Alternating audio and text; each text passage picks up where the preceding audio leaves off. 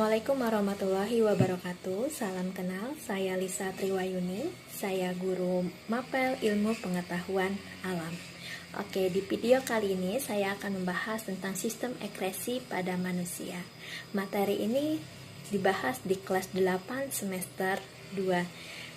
Di dalam materi sistem ekresi manusia, ada beberapa hal yang harus kita pelajari. Yang pertama yaitu adalah pengertian sistem ekresi tersebut. Yang kedua, kita harus mengetahui organ-organ apa saja yang ada dalam sistem ekresi manusia. Dan yang ketiga, kita harus mengetahui gangguan apa saja yang ada dalam sistem ekresi manusia. Dan yang keempat, kita harus mengetahui upaya pencegahan gangguan pada sistem ekresi manusia. Oke, kita lanjut. Sistem ekresi pada manusia itu mempunyai pengertian adalah sistem pembuangan zat-zat sisa pada makhluk hidup seperti karbon dioksida, urea, atau racun pada tubuh, dan lain-lain. Sedangkan dalam sistem ekresi terdapat 4 organ. Yang pertama ada ginjal, yang kedua ada hati, yang ketiga ada kulit, dan yang keempat ada paru-paru.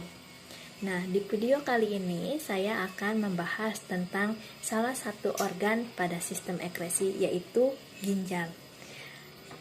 Selamat menyaksikan. Apakah kamu mengetahui fungsi ginjal? Ginjal berfungsi untuk menyaring darah yang mengandung zat sisa metabolisme dari sel di seluruh tubuh. Ginjal terletak di kanan kiri tulang pinggang, yaitu di dalam rongga perut pada dinding tubuh bagian belakang atau disebut dorsal. Ginjal sebelah kiri letaknya lebih tinggi daripada ginjal sebelah kanan.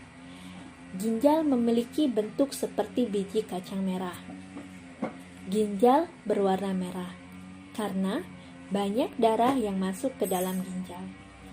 Darah akan masuk ke dalam ginjal melalui pembuluh arteri besar dan akan keluar dari ginjal melalui pembuluh vena besar. Apabila sebuah ginjal dipotong melintang, maka akan tampak 3 lapisan, seperti pada gambar berikut. Bagian luar disebut korteks renalis atau kulit ginjal. Di bawahnya terdapat medula renalis, dan di bagian dalam terdapat rongga yang disebut rongga ginjal atau pelvis renalis. Ginjal tersusun atas lebih kurang 1 juta alat penyaring yang disebut dengan nefron. Apa itu nefron? Nefron merupakan satuan struktural dan fungsional ginjal karena nefron merupakan unit penyusun utama ginjal dan unit yang berperan penting dalam proses penyaringan darah. Di dalam ginjal terdapat 3 tahapan, yaitu tahapan filtrasi, tahapan reabsorpsi, dan tahapan augmentasi. Nah, yang pertama kita akan bahas tentang tahapan filtrasi. Pembentukan urin dimulai dari darah mengalir melalui arteri aferen ginjal, masuk ke dalam glomerulus yang tersusun atas kapiler-kapiler darah. Ketika darah masuk ke glomerulus, tekanan darah menjadi tinggi, sehingga mendorong air dan zat-zat yang memiliki ukuran kecil keluar melalui pori-pori kapiler dan menghasilkan filtrat. Cairan hasil penyaringan itu disebut filtrat, tersusun atas urobilin, urea, glukosa, air, asam amino, dan ion-ion seperti natrium, kalium, kalsium, dan klor. Filtrat selanjutnya disimpan sementara di dalam kapsul Bowman. Darah dan protein tetap tinggal di dalam kapiler darah karena tidak dapat menembus pori-pori glomerulus. tahapan pembentukan urin primer ini disebut tahapan filtrasi.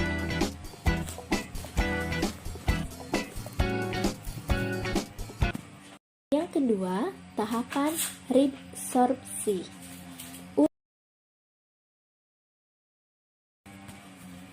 Urin primer yang terbentuk pada tahap filtrasi masuk ke tubulus proksimal. Di dalam tubulus proksimal terjadi proses penyerapan kembali zat-zat yang masih diperlukan oleh tubuh yang disebut dengan tahap resorpsi. Glukosa, asam amino, ion kalium, dan zat-zat yang masih diperlukan oleh tubuh juga diangkut ke dalam sel dan kemudian ke dalam kapiler darah di dalam ginjal. Sedangkan urea hanya sedikit yang diserap. Cairan yang dihasilkan dari proses resorpsi disebut urin sekunder. Urin sekunder mengandung air, garam, urea, dan urobilin.